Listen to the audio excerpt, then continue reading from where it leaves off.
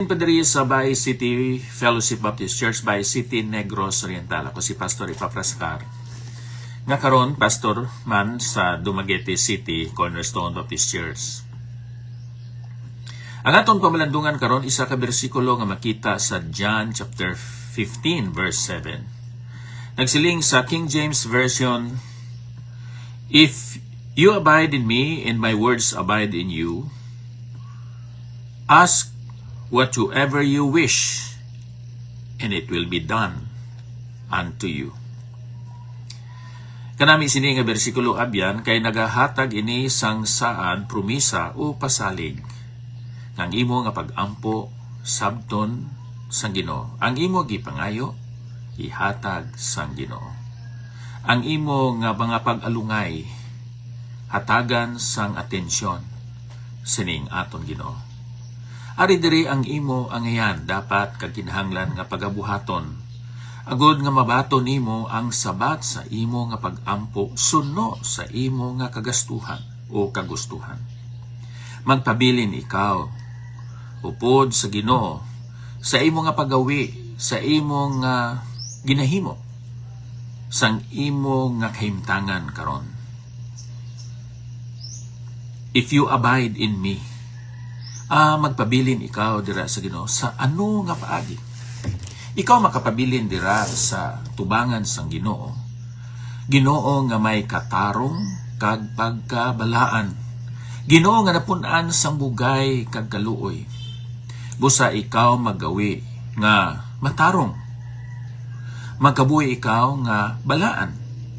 Magkabuhi ikaw nga gracious kag maluluyon o kon merciful. Sa nagahimo ikaw sini, you are walking within the moral and spiritual boundaries as a Christian. Wala ikaw naggwa sa diin ang pagpakamaayos ang Diyos. Makabot, mabaton, mauyatan, kag maangko nimo sa imo nga kabuhi. Kung sa aton pa, kinahanglan ikaw nga maglakat nga may integridad, may honesty, may transparency, tampad ikaw sa Dios kag sa tubangan sa mga tao. Ikaduha, nagasiling ang balaan kasulatan, "And my words abide in you." Ining pulong sa Ginoo may mga deklarasyon. Ang pulong sa Ginoo may mga kasuguan. Ang pulong sa Ginoo may pagpahayag sang iya nga kabubuton. Busa kung ikaw nakabati, nakabasa, nakatuon o kung nakapamalandong sinang isa ka bersikulo, duha, tatlo o kung passage, kag nakita nimo ang prinsipyo o kung pagtulunan, nabato nimo ang leksyon, ginbato nimo ang pagtudlo, ginpasakupan nimo ang pagsabdong, ginilisa nimo ang sayop nimo nga lifestyle tungod kay ikaw ginsaway, kag naglakat ikaw nga mapinadayonon suno sa mga kamatuoran nga imo natun-an, imo ginbaton ang pulong sa Ginoo, hindi lang sa imo nga huna-una, kundi dira man sa imo nga tagipuson. Ang matabo sinaabyan amo nga magabago ang imo panghuna-una. Panghuna-una nga sang una nadulman, karon mabato nimo ang kapawa kagasanag. Mangin mahumok ang imo nga tagipuson nga sang una ini matig-a, daw bato o kun salsalon. Pero sa ginpailig nimo ang kamatuuran, ang pulong sa Ginoo, ang leksyon, halin sa imo panguna-una, padulong diri paubos sa imo nga balatyagon.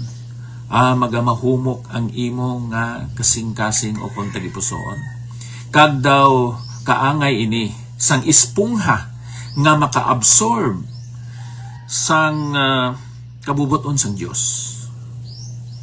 Kag ang matabo, abyan, amo ini, nga magabag-o ang imo panglantaw sa kabuhi. Magabag-o ang imo nga mga handom sa kabuhi. Magabag-o man ang imo paggawi sa imo nga kabuhi. Tungod sina mangin takos na ikaw sa pagbaton sang sabat. Mangin malig-o na ang imo mga kamot sa pagbaton sang pagpakamaayo. Kag ikaw may maabtik na nga mga tiil sa paglakat sa dalanon sang Ginoo.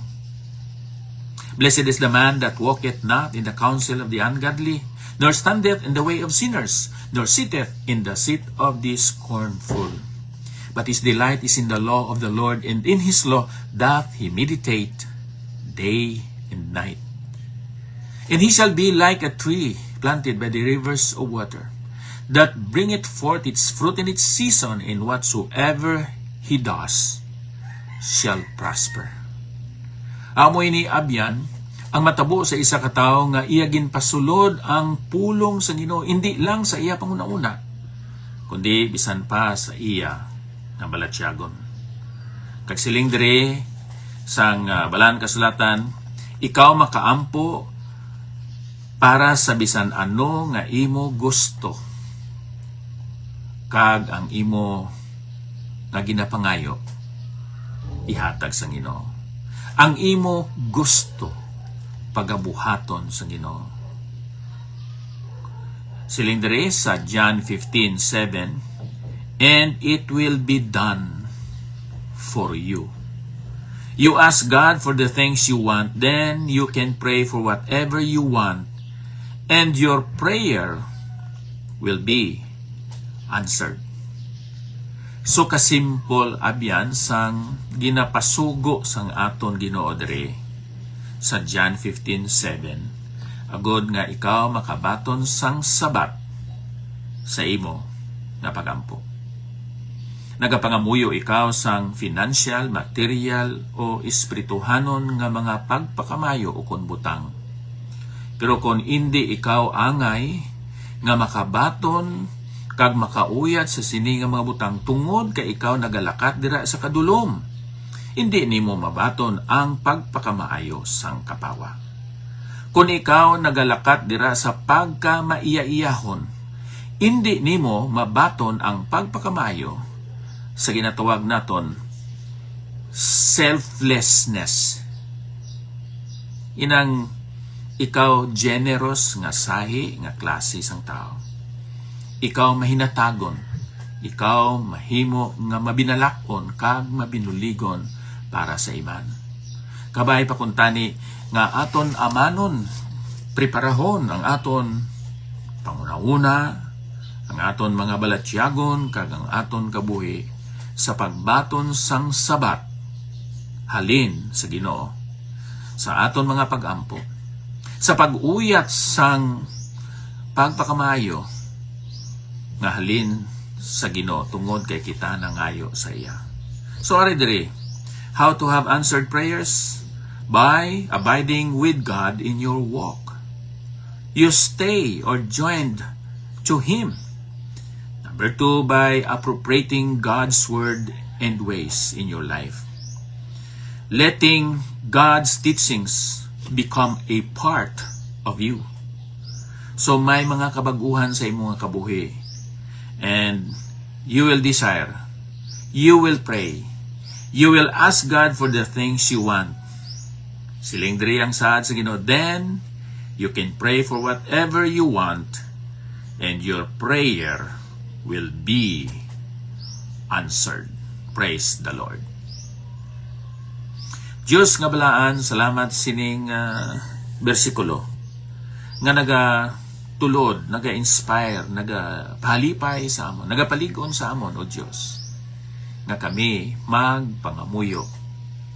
Pero sa una, kami kinanglan maglakat dira sa pagkamatarong, pagkabalaan, kagkapawa.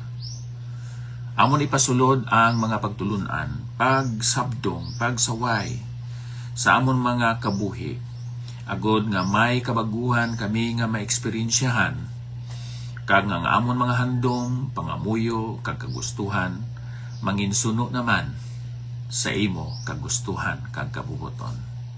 Salamat o Dios sa sini nga pagtulunan kay sa ngalan ni Ginoong Jesucristo amon ini nga ginapangayo.